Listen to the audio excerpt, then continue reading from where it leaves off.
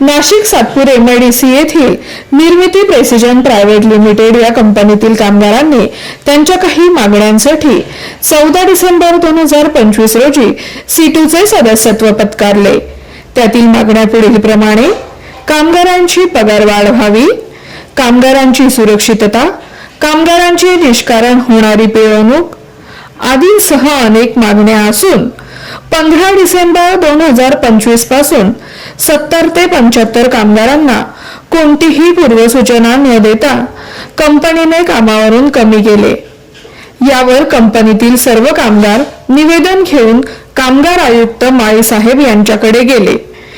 कामगार आयुक्तांनी निवेदन स्वीकारून कामगारांशी 3 ते 4 बैठका घेऊन चर्चा केली, परंतु या बैठकांना कंपनीचे सर्वेसर्वा मॅनेजर हर्षल गांगुर्डे आणि प्लांट हेड लक्ष्मण पाटील यांना बोलवले असता त्यांनी अनुपस्थिती दर्शवली।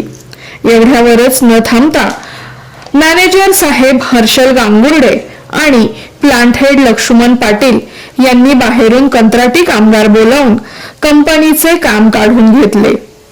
कंपनी कामगार कंपनी मालक VS कुलकर्णी यांच्याशी चर्चा करू इच्छिता, परंतु कुलकर्णी साहेब ही सर्व परिस्थिती पाहता कंपनी बाहेर 1.5 महिन्यापासून बसलेल्या कामगारांनी दात कोणाकडे मागायची? या सर्व परिस्थितीला दोषी कोण? कंपनी मालक कुलकर्णी साहेब, मॅनेजर साहेब हर्षल गांगुर्डे, प्लांट हेड साहेब लक्ष्मण पाटील की कंपनी कामगारांचे प्रश्न सोडवण्यासाठी बसलेले कामगार आयुक्त माळी साहेब? सर्व निर्मिती कंपनीमध्ये कामगार होतो आणि बरेच वर्ष झालेले आम्हाला, आम्ही बरेच वर्ष झाले काम करत होतो आणि त्यांच्या म्हणण्याप्रमाणे आम्ही काम करत होतो, पण आमची कधी त्यांनी पेमेंट वाढ केली नाही आणि मध्ये असताना आम्हाला कधी ड्रेस वगैरे जी सेफ्टी वगैरे वस्तू राहतात आपल्या त्या सुद्धा आम्हाला पुरवल्या नाही। हे सगळं फिरवून ऐकल्यानंतर आम्ही सगळ्यांनी एकजूट होऊन एक विचार केला की आपण काहीतरी युनियन लावावी। या हिशोबाने आम्ही या ठिकाणी युनियन लावली।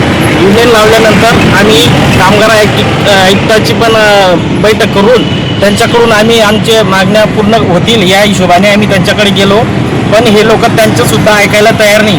तर मग आमचं असं म्हणणं आहे की गरिबाची जर एवढी पिळवणूक होत असेल तर आपण मागायचा हक्क कोणाकडे? तर अशी पिळवणूक प्रत्येकाची व्हायला नको म्हणून मॅनेजमेंट अशी मॅनेजमेंट प्रत्येक कंपनीला पोरांना त्रास देऊ नये म्हणून आमचा हा संप चालला आहे आणि या संपाचा आम्हाला चांगला प्रतिसाद मिळावा यासाठीच आमची तुम्हाला विनंती आहे। एवढं बोलून मी